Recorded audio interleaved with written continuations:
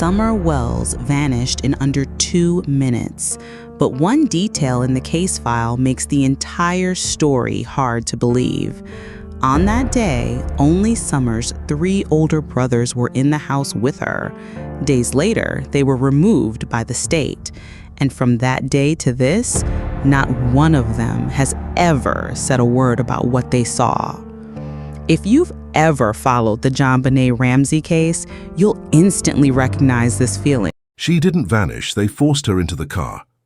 Those 8 words, spoken by a TikTok user who claimed to have witnessed something sinister on June 15, 2021, sent shockwaves through the investigation into one of America's most baffling missing child cases.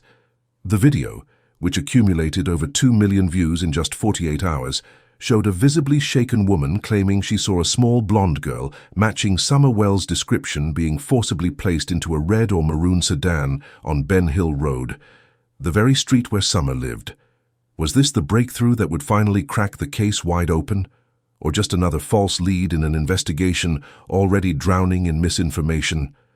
Before we dive deeper, if you're new to Criminal Instinct, hit that subscribe button and notification bell right now.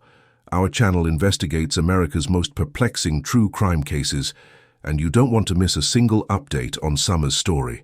Summer Moon Utah Wells, a 5-year-old with piercing blue eyes, blonde hair, and a smile that could light up a room. Standing just 3 feet tall and weighing approximately 40 pounds, Summer was instantly recognizable by her distinctive short haircut, a style her mother Candace had given her just days before she vanished. Summer's hair was so short that many initially mistook her for a boy in the photos circulated after her disappearance. The setting of this mystery is crucial to understanding what might have happened. Beech Creek, Tennessee isn't just rural, it's remote. Located in Hawkins County near the Virginia border, the community consists of winding roads cutting through dense woodland and steep terrain. The Wells family home sits on Ben Hill Road, a narrow, twisting route flanked by thick forest and scattered properties where neighbors can be a quarter-mile apart or more. This isolation meant few witnesses, limited surveillance cameras, and vast stretches of wilderness where a small child could potentially vanish without a trace. It's the kind of place where everyone knows everyone, yet somehow nobody saw what happened to Summer Wells. June 15, 2021, began as an ordinary summer day in Tennessee. Temperatures hovered in the mid-80s, with the kind of humidity that clings to your skin. Summer had spent part of the day swimming with her mother and grandmother at a local swimming hole. By evening, she was helping her grandmother plant flowers in the garden. Minutes later, she was gone. The 911 call came at 6:32 p.m. "Summer's gone. She's just gone." Candace Bly, Summer's mother, frantically told the dispatcher. "She was just right here. She was just right here in the house." Within hours, the Tennessee Bureau of Investigation issued an Amber Alert. Within days, hundreds of trained personnel were combing through 4.6 square miles of rugged terrain. Within weeks, they had received over 1,000 tips. Yet somehow, Summer seemed to have disappeared without leaving a single trace behind. What makes this case so haunting isn't just that Summer vanished, it's that she vanished so completely. No footprints leading away from the house, no sightings on nearby roads, no evidence of an abduction. Nothing. It was as if Summer Wells had simply been erased from existence in the span of just a few minutes, unless, of course, that TikTok video was telling the truth. As we unravel this case together, I want to know, where are you watching from today? Drop your location in the comments below. Whether you're in Tennessee or Tokyo, California or Copenhagen, this community of truth seekers spans the globe, and every perspective matters as we piece together what might have happened to Summer Wells. Tonight, we'll examine the timeline, the contradictions, the theories, and the evidence in one of America's most perplexing missing child cases. And we'll explore the question that has haunted investigators and internet sleuths alike for over 2 years now. Did Summer Wells simply wander away from home, or did someone take her? To understand what happened to Summer Wells, we need to meticulously reconstruct June 15, 2021, a day that began with mundane family activities and ended with an Amber Alert that would captivate the nation. Morning, 10:30 a.m., 12 p.m. The day started at Warriors Path State Park, approximately 20 miles from the Wells family home. Summer, her mother Candace, her grandmother Candace Hera, whom the family called Candy, and a 15-year-old boy identified only as Ally's son, spent the morning at this popular recreation area. Multiple witnesses confirmed seeing the group there, with Summer appearing happy and energetic. Security footage from the park's entrance captured Candace's grey 2007 Subaru Forester arriving around 10:30 a.m. and departing shortly before noon. This footage would later become crucial for investigators establishing the timeline. Early afternoon, 12:30 p.m., 2:30 p.m. After leaving the park, the group made two documented stops. First, they visited a local pharmacy where Candace picked up a prescription. Security cameras captured Summer wearing a pink shirt, grey shorts and no shoes, the same outfit she would be reported missing in hours later. Their second stop was at a local residence belonging to a man named Walgreens, a nickname derived from his former employment. According to later statements, this individual had been helping Candace with her phone. The visit lasted approximately 30 minutes, and again Summer appeared normal and unharmed. Mid-afternoon, 2:30 p.m., 3:30 p.m. The group then drove to the Hawkins County Hospital emergency room. Candace had been experiencing knee pain from an injury and sought medical attention. Hospital records confirm she was treated and released. Security footage shows Summer sitting quietly in the waiting area with her grandmother and the teenage boy. Late afternoon, 3:30 p.m., 5:01 p.m. After leaving the hospital, they stopped at a local market called Priceless Foods. Here, Candace purchased food items and a bottle of Twisted Tea alcoholic beverage, a detail that would later become controversial in online discussions about the case. Security footage shows Summer selecting a bag of chips and appearing animated while talking with her mother. The group arrived home at approximately 3:30 p.m. This timeline was corroborated by geolocation data from Candace's phone and statements from the grandmother and teenage boy. The critical hour, 5:00 p.m., 6:00 p.m. What happened in this crucial hour remains the most contested part of the timeline. According to statements from Candace and Don Wells, Summer's father, who had returned from his job as a plumber around 5:30 p.m., Summer was helping her grandmother plant flowers in the garden. The grandmother later confirmed this, stating Summer was happy as could be, digging in the dirt. At approximately 5:45 p.m., Summer reportedly told her mother she wanted to go inside to play with her toys. Candace stated she watched Summer walk into the house through the back door, where her three brothers, ages 11, 9, and 7, were watching YouTube videos. Summer's brothers would later tell investigators they saw her enter the house and head toward the basement, where she often played. The basement had a separate entrance that led directly outside. Don Wells stated he was working on his truck in the driveway during this time and did not see Summer enter the house. At approximately 6:15 p.m., Candace called out for Summer. Receiving no response, she asked the boys where their sister was. According to their statements, they told her Summer had gone to the basement. Candace went to check the basement but found no sign of Summer. She then checked the basement's exterior door and discovered it was unlocked, a detail that would become central to the investigation. After searching the immediate vicinity of the house for approximately 15 minutes, Candace called Don, who was still outside working on his truck. Together they searched the property, calling Summer's name. The 911 call, 6:32 p.m. At 6:32 p.m., Candace placed the call to 911. The transcript reveals her escalating panic. Dispatcher: 911, what's your emergency? Candace: I can't find my daughter. She was just here playing in the basement. She's 5 years old. Dispatcher: how long has she been missing? Candace: about 15-20 minutes. We've been looking all over the property.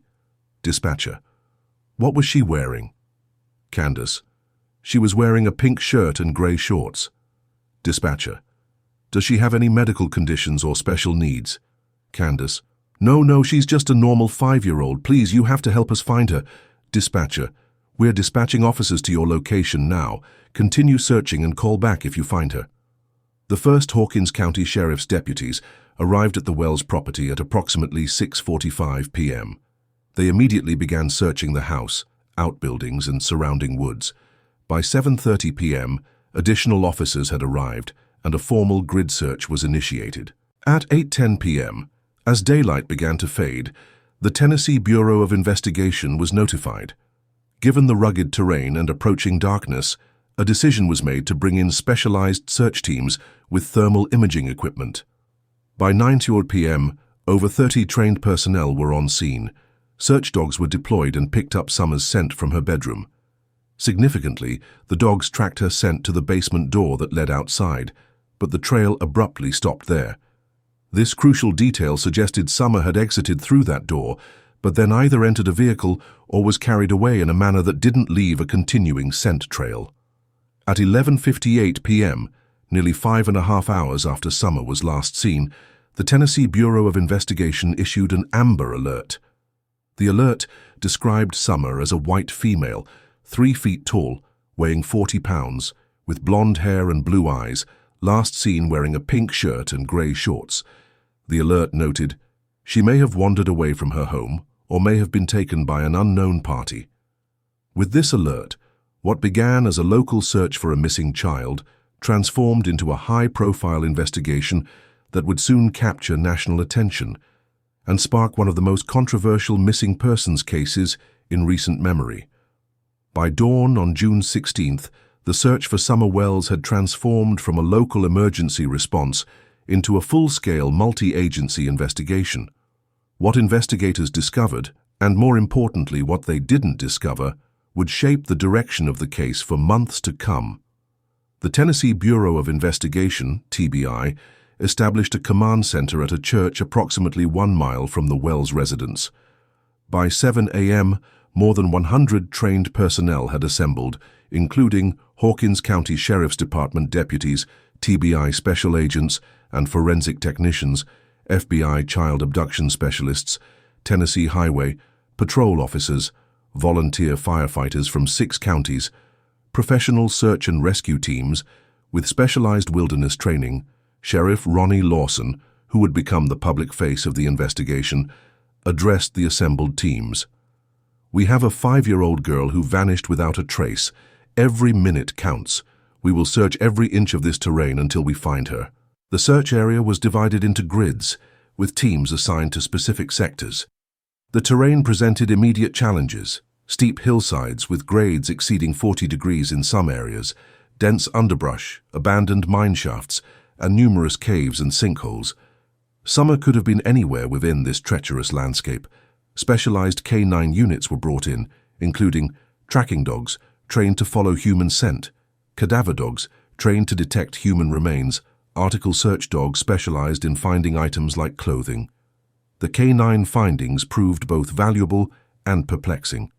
Multiple dogs independently tracked Summer's scent from her bedroom to the basement door that led outside, and then the trail abruptly ended.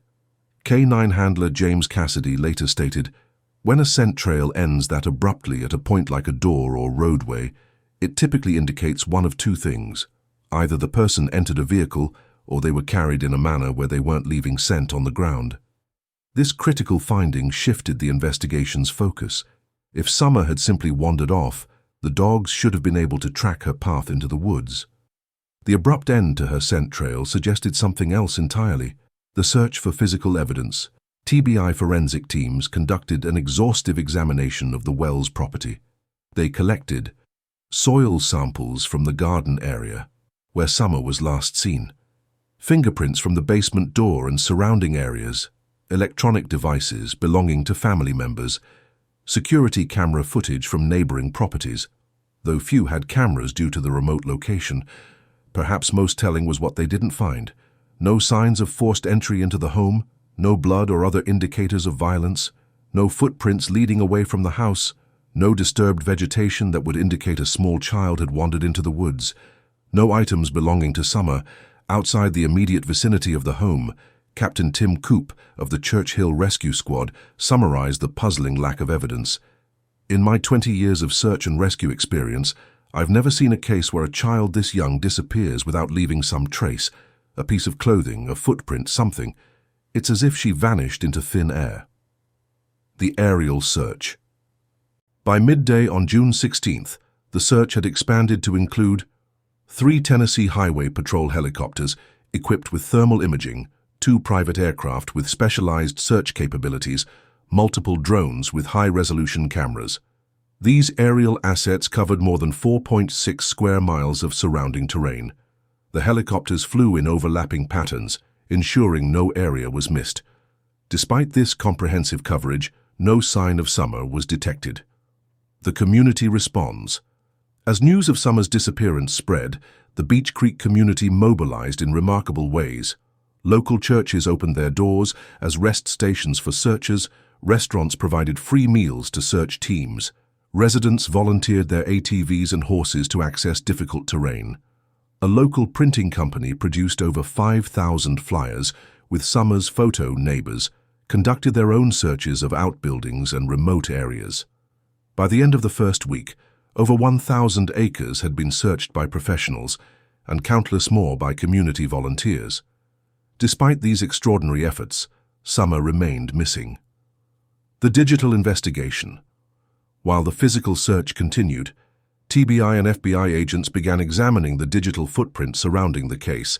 Cell phone records for all family members, social media accounts belonging to the Wells family, security footage from businesses the family had visited on June 15th, interviews with everyone who had contact with Summer in the days before her disappearance. This digital investigation would eventually lead to the discovery of the swimming hole footage, the last confirmed video of Summer alive showing her swimming just hours before she vanished. The first press conference. On June 17th, 2 days after Summer's disappearance, Sheriff Lawson held the first official press conference. His statement was both hopeful and ominous. "We are pursuing all possibilities. We have not ruled out foul play. We have not ruled out an accident. We have not ruled out that she wandered off. At this point, we are leaving all options open." When pressed about the lack of physical evidence, Lawson added, "Sometimes what we don't find tells us as much as what we do find." If you're watching this video and have any information about Summer Wells, please contact the TBI at 1-800-TBI-FIND. Even the smallest detail could be the breakthrough this case needs. Hit that like button and share this video. The more eyes on Summer's story, the better chance we have of finding answers. What's the weather like where you are today? Summer disappeared on a warm Tennessee day with temperatures in the mid-80s, conditions that would have made survival in the wilderness challenging for a small child. Think about that as we continue exploring what happened to Summer Wells.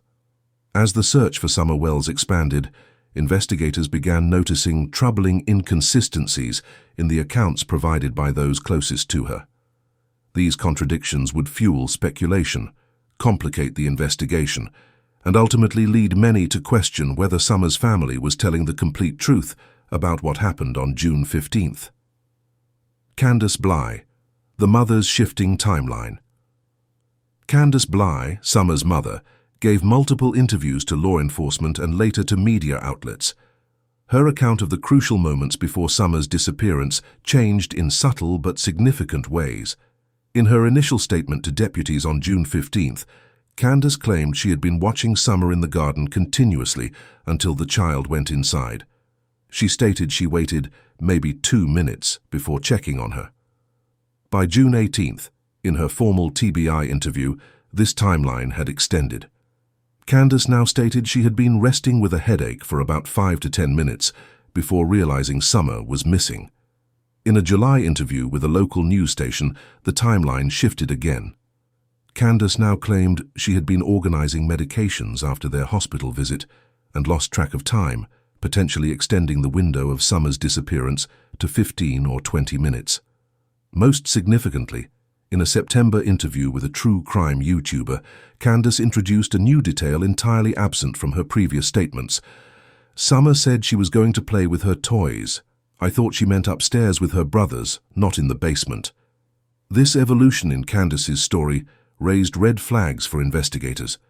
TBI Special Agent James Lawson, no relation to Sheriff Lawson, would later note in court documents, "When witnesses continually modify their accounts of critical time frames, it suggests either a deliberate attempt to conceal information or a genuine confusion about events, neither of which helps us establish a reliable timeline. Don Wells, the father's contradictory accounts. Don Wells was at work when most of the day's events transpired, but his statements about the hours before and after Summer's disappearance contained their own inconsistencies. In his first interview on June 16th, Don stated he arrived home from work around 5:30 and was working on the truck when Candace called him about Summer being missing. By June 20th, his timeline had shifted. In a statement to the FBI, he claimed to have arrived home closer to 6:00 and had just started looking at the truck when Candace alerted him. Most troublingly, Don's statements about the basement door changed dramatically. Initially, he told deputies, "That door is always locked. Summer couldn't have opened it herself." 3 days later, he told TBI agents, "Sometimes we leave it unlocked during the day. Summer knows how to open it." In a July 1st interview with a local news station, Don introduced an entirely new theory. "I think someone came up through the woods, took her out of the basement, and disappeared back down the hill to where a car was probably waiting." This statement marked a significant departure from his earlier position that Summer had likely wandered off, a theory he had initially insisted upon to investigators.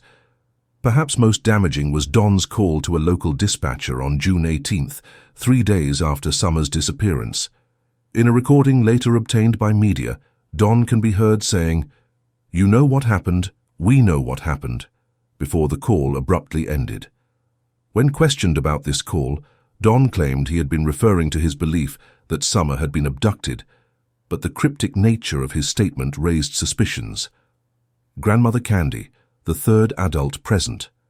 Candace's mother, known as Candy, was the third adult present at the home when Summer vanished. Her account added another layer of contradiction.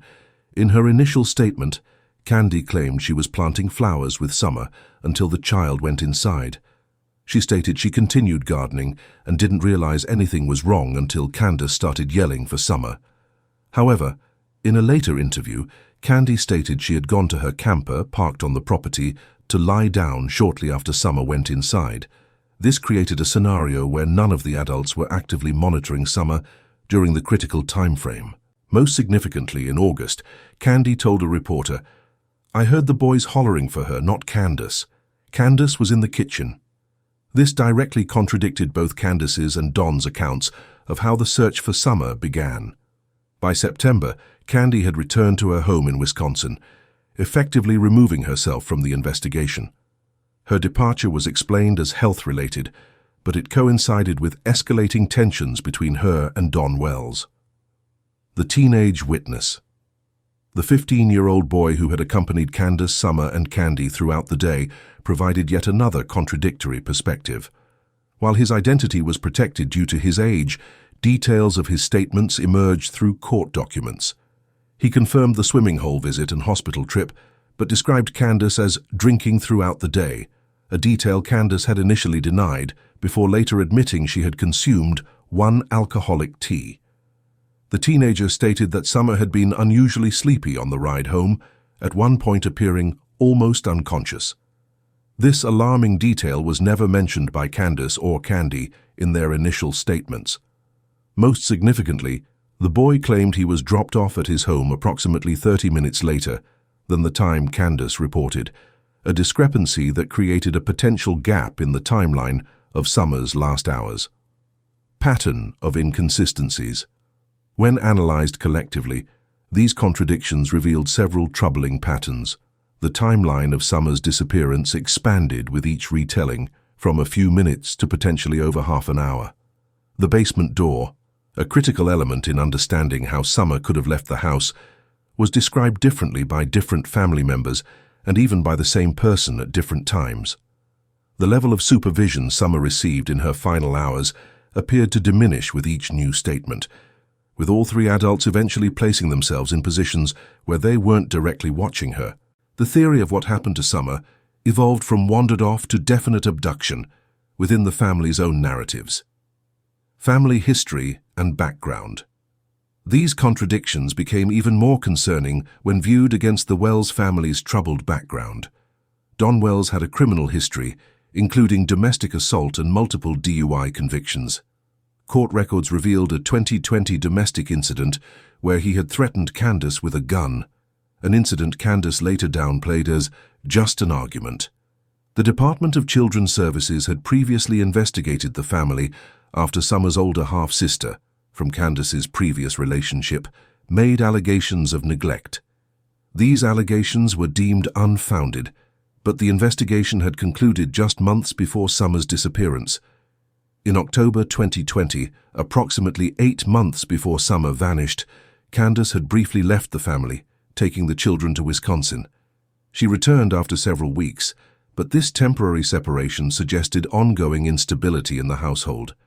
Perhaps most troublingly, both Don and Candace had lost custody of children from previous relationships, a fact they initially denied until court records confirmed it. This complex family history didn't prove involvement in Summer's disappearance, but it established a pattern of instability and dishonesty that made the contradictions in their accounts all the more suspicious to investigators. As Sheriff Lawson would later state in a press conference, in any investigation, we expect minor inconsistencies in witness statements. Memory is imperfect, but when core elements of a timeline repeatedly change, particularly regarding the last known whereabouts of a missing child, we have to question why those accounts are evolving. As Summer Wells' case progressed from days to weeks to months without resolution, 5 distinct theories emerged to explain her disappearance. Each theory has its supporters, detractors, and varying degrees of evidence. Let's examine them systematically, beginning with the most explosive claim, the one referenced in our title. Theory 1. Abduction. They forced her into the car. The abduction theory gained significant traction after the viral TikTok video claimed Summer had been forced into a red or maroon sedan. While the TBI investigated this claim and ultimately deemed it not credible, the possibility of abduction remains one of the strongest theories for several compelling reasons. First, the abrupt end of Summer's scent trail at the basement door strongly suggests she left the property in a vehicle. Search dog handler Martin Phillips explained, "When a scent trail ends that suddenly at a road or driveway, it typically means the person was picked up in a vehicle, which doesn't leave a continuing scent path for dogs to follow." Second, the Wells property, while remote, is accessible via Ben Hill Road, a route that, while not heavily traveled, does see regular traffic. A vehicle could have approached, taken Summer, and departed within minutes without being noticed by neighbors. Third, the basement door's proximity to the road made it a vulnerable point of entry and exit. The distance from that door to the road is approximately 20-25 yards through sparse woods, a distance easily traversed in under a minute. The TBI took this theory seriously enough to issue a BOLO, be on the lookout, for a late-model maroon or red Toyota Tacoma with a ladder rack that had been seen in the area around the time of Summer's disappearance. While this vehicle was later located and its occupants cleared, its presence demonstrated the plausibility of unknown vehicles in the vicinity. Don Wells has become the strongest proponent of the abduction theory, stating in an August interview, "Someone came up the hill, took her out of the yard, and left with her. It's the only thing that makes sense with the dogs losing her scent at the end of the driveway." If Summer was indeed abducted, statistics from the National Center for Missing Exploited Children suggest 2 primary scenarios. Opportunistic predator, someone who saw Summer and acted on impulse; targeted abduction, someone familiar with the family or their routines who planned the abduction. The lack of physical evidence, no struggle, no witnesses despite an active search beginning within minutes, makes the second scenario more plausible if abduction occurred. Theory 2. Wandering off. The wandered-off theory was law enforcement's initial working hypothesis and remains plausible despite challenges. Summer was known to be adventurous and independent. Neighbors reported previously seeing her walking alone near the property, suggesting she was comfortable exploring. The Wells property connects to thousands of acres of rugged wilderness, including the Cherokee National Forest. A small child could potentially become disoriented within minutes in such terrain. Several cases exist of young children wandering surprising distances, sometimes miles, before being found. The record shows children Summer's age can travel farther than adults might expect, especially when disoriented. However, this theory faces significant obstacles. The comprehensive search covered over 4.6 square miles of surrounding terrain using thermal imaging, drones, helicopters, and hundreds of trained searchers. The likelihood of missing a child in this intensive search diminishes with each passing day. No physical evidence, clothing, footprints, disturbed vegetation, was found to indicate Summer had walked into the woods. Most significantly, the search dog's inability to track a scent trail beyond the basement door strongly contradicts the wandering theory. If Summer had walked away, the dog should have been able to follow her path. Sheriff Lawson addressed this contradiction directly. While we haven't ruled out any possibilities, the lack of a continuing scent trail makes the theory that she simply walked off into the woods increasingly difficult to support. Theory 3. Family involvement, cover-up. The inconsistencies in family statements, combined with their troubled history, has led many to suspect direct family involvement in Summer's disappearance. The shifting timelines provided by Candace, Don, and Candy created windows of unaccounted time during which something could have happened to Summer. The family's history with Child Protective Services and previous loss of custody of other children established a pattern that concerned investigators. Don's cryptic statement to dispatch, "You know what happened, we know what happened," fueled speculation about family knowledge. The TBI took this possibility seriously enough to execute multiple search warrants on the Wells property, including bringing in specialized equipment to examine areas beneath concrete slabs and inside walls.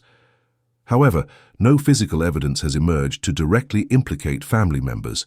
No blood evidence, no signs of struggle within the home, and no witnesses have come forward with direct knowledge of harm coming to Summer at her family's hands. Criminal profiler John Kelly noted, "In cases where family members harm a child, we typically see evidence of planning, a prepared alibi, a disposal site selected in advance. The chaotic nature of the Wells family's response suggests genuine surprise and panic, which doesn't align with premeditated harm." Theory 4. Accident and subsequent cover-up. A variation of the family involvement theory suggests Summer may have died accidentally, prompting a panicked cover-up. The swimming hole visit earlier that day has drawn particular scrutiny. Could Summer have been injured during swimming? The teenage witness's statement that she appeared unusually sleepy afterward raised questions about potential head injury or secondary drowning. The medication Candace picked up that day has never been specifically identified in public records. Could it have played a role if accidentally ingested by Summer?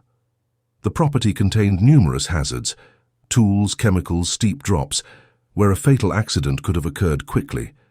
This theory gained traction when cadaver dogs were brought to the property in late June. While officials never confirmed these dogs made any alerts, their presence suggested investigators were considering the possibility of death on or near the property. Former FBI agent Jennifer Coffin-Daffer explained why this theory remains viable. In cases where a child dies accidentally and family members fear consequences, especially families with prior CPS involvement, we sometimes see elaborate cover-ups. The panic and fear of losing other children can drive otherwise loving parents to make terrible decisions. However, like the direct involvement theory, the accident cover-up scenario lacks physical evidence. The intensive searches of the property and surrounding areas revealed no burial sites or other indicators of concealment. Theory 5. Third-party criminal with connection to family. The fifth theory bridges elements of the others. Summer was harmed by someone known to the family, but without their direct knowledge or involvement. The Wells family had a wide social circle, including individuals with criminal histories. Several associates had convictions for drug offenses and violent crimes. In the weeks before Summer's disappearance, multiple unfamiliar vehicles had been seen on Ben Hill Road, according to neighbor testimonies. Don Wells later revealed that he had fired a worker from his plumbing business approximately 2 weeks before Summer vanished, following a dispute over payment. This individual reportedly made threatening statements. This theory potentially explains both the lack of evidence of forced entry and the family's genuine distress. If someone familiar with the property and family routines took Summer, they could have done so without leaving obvious signs of intrusion. Criminal psychologist Dr. Catherine Ramsland noted, "In rural communities with interconnected social networks, boundaries between homes are often fluid. People known to the family would know the layout of the property, the family's routines, and when a child might be momentarily unsupervised. The TBI has interviewed dozens of family associates, but no arrests have been made public in connection with Summer's disappearance. Which theory is most plausible? After examining all available evidence, which theory best explains Summer Wells' disappearance? The answer may lie in a combination of elements rather than a single explanation. The abrupt end to Summer's scent trail strongly suggests she left the property in a vehicle, supporting either the abduction theory or a family-involved scenario where she was transported away from the home. The lack of physical evidence on the property argues against an accident occurring there, unless extraordinary measures were taken to eliminate all traces. The contradictions in family statements suggest at minimum that they may not have been as attentive to Summer as initially claimed, creating an opportunity for either an accident or third-party intervention. I'd like to hear your thoughts. Comment below with which theory you find most plausible and why. Your perspective might highlight aspects of the case others have missed. What time is it where you're watching? It was around 6:30 p.m. when Summer was reported missing, a time when daylight was still ample in Tennessee in June, making it all the more baffling that a child could vanish so completely in broad daylight. More than 2 years have passed since Summer Wells vanished from her Beech Creek home, and while the case remains unsolved, significant developments have emerged that continue to shape the investigation. Law enforcement's ongoing commitment. In a press conference marking the 2-year anniversary of Summer's disappearance, Sheriff Ronnie Lawson reaffirmed the case's priority status. "This investigation has never gone cold. We continue to receive and follow up on tips weekly." The TBI, FBI, and Hawkins County Sheriff's Department remain fully committed to finding Summer Wells. The Tennessee Bureau of Investigation has maintained a dedicated task force for the case, though they've scaled back from the initial deployment of dozens of agents to a core team of investigators. According to TBI Director David Rausch, we've conducted over 3,000 interviews, reviewed hundreds of digital submissions, and executed 120 search warrants in this investigation. Perhaps most significantly, in March of this year, the TBI revealed they had been quietly pursuing a specific lead for several months. While they declined to provide details, citing investigative integrity, spokesperson Leslie Earhart stated, "We are investigating information that, if verified, could provide answers about what happened to Summer Wells. We ask for patience as we methodically work through this process." This rare acknowledgement of an active lead has renewed hope among those following the case, though authorities continue to caution against speculation. New evidence and investigative approaches. While no smoking gun has emerged, several new pieces of evidence have come to light. Digital forensic specialists recently completed an enhanced analysis of surveillance footage from businesses the Wells family visited on June 15th. This re-examination reportedly revealed previously unidentified vehicles of interest in the background of several frames. The TBI has not publicly identified these vehicles, but has confirmed they're actively seeking their owners. Geofence data, information that identifies all mobile devices in a specific area during a specific time frame, was obtained for the Ben Hill Road area.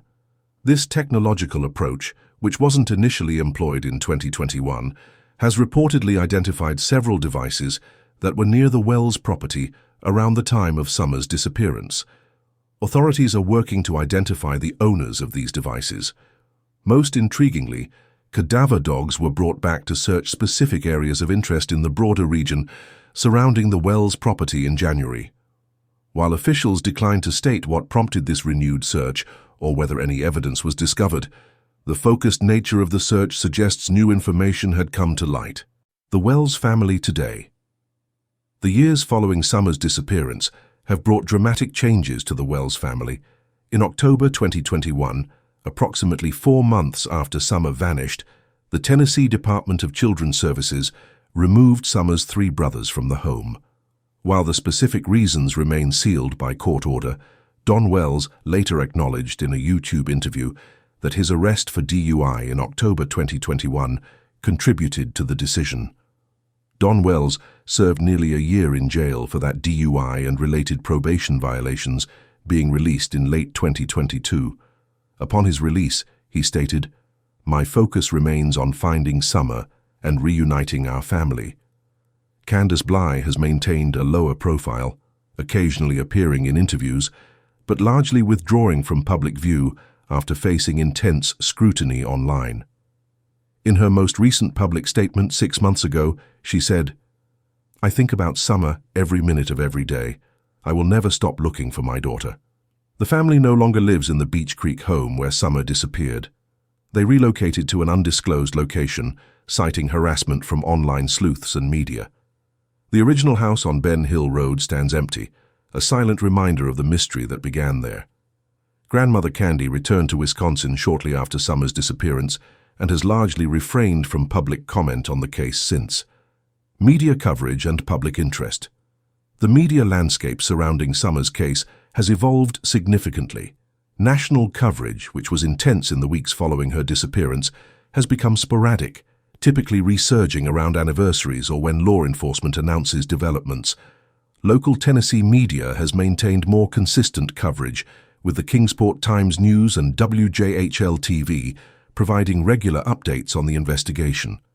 Several documentary productions have explored the case, including a 3-part series by Investigation Discovery and an upcoming feature by Netflix, which is currently in production. Public interest, while diminished from the initial surge, remains substantial. The official Find Summer Wells Facebook page has over 50,000 followers who continue to share information and support for the search. The true crime community's impact. Perhaps no missing person case in recent memory has been so thoroughly examined by online sleuths and true crime content creators.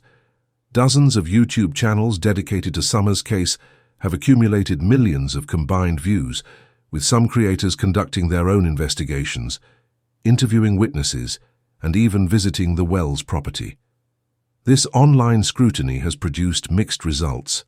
On one hand, it has kept attention on Summer's case and generated tips for law enforcement. Sheriff Lawson acknowledged that several credible leads came through online channels that might otherwise have gone unreported. On the other hand, the family has reported harassment, doxing, and false accusations from some corners of the internet. Don Wells specifically cited internet bullies as a factor in the family's decision to relocate. The TBI has taken the unusual step of issuing guidelines for online discussion of the case, stating, "Speculation, unfounded rumors, and misinformation can impede the investigation and cause unnecessary pain to a family already experiencing their worst nightmare." Despite these concerns, the online true crime community remains deeply invested in finding answers about what happened to Summer Wells, ensuring that even years later, her story continues to resonate with people across America and beyond. Summer Moon Utah Wells vanished on June 15, 2021, leaving behind a mystery that continues to haunt investigators, captivate the public, and devastate a family. As we conclude our examination of this perplexing case, several critical questions remain unanswered. The unresolved questions first and foremost. What happened during those crucial minutes when Summer allegedly walked from the garden to the basement? This brief window, perhaps as short as 5 minutes or as long as 30, holds the key to her disappearance. Did she actually enter the house as reported? Did she exit through the basement door of her own accord? Or did something else entirely occur? Second, how do we explain the abrupt end to Summer's scent trail at the basement door? This single piece of evidence has profound implications, strongly suggesting she left the property in a vehicle, either willingly or unwillingly. Third, what explains the inconsistencies in the family's accounts? Were these simply the natural variations that occur in human memory during traumatic events, or do they point to something more concerning? Fourth, if Summer was abducted, was it by a stranger or someone known to the family?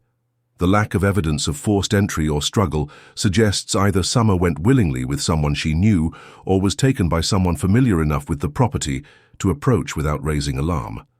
Finally, if Summer wasn't abducted, What alternative explanation accounts for her complete disappearance despite one of the most intensive searches in Tennessee history?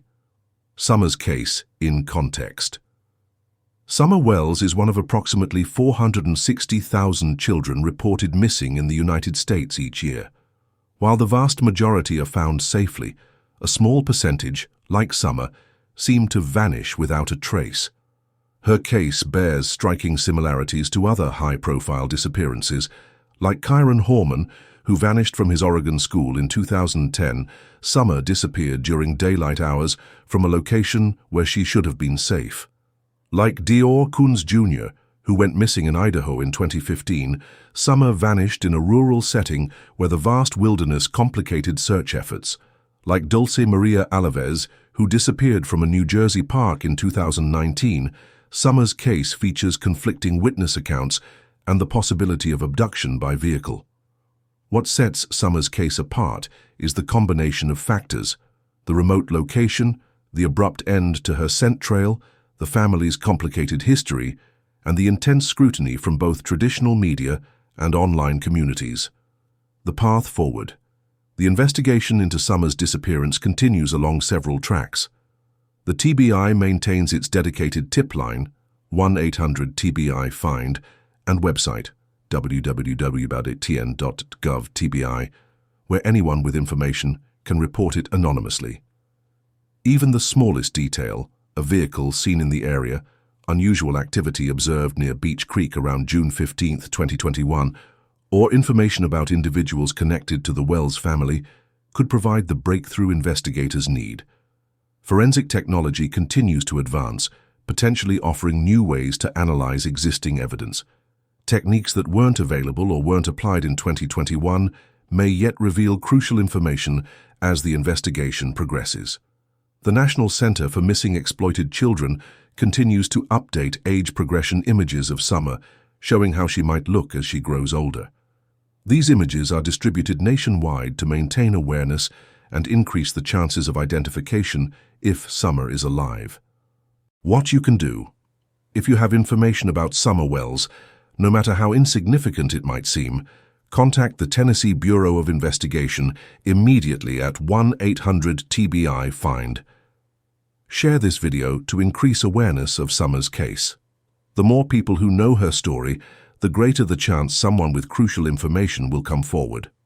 Subscribe to Criminal Instinct for updates on Summer's case and other true crime investigations. We'll continue to follow developments and provide analysis as new information emerges. Most importantly, remember Summer Wells. Remember her smile, her blonde hair, her blue eyes. Remember that somewhere there are answers about what happened to this 5-year-old girl who deserved to grow up safe and loved.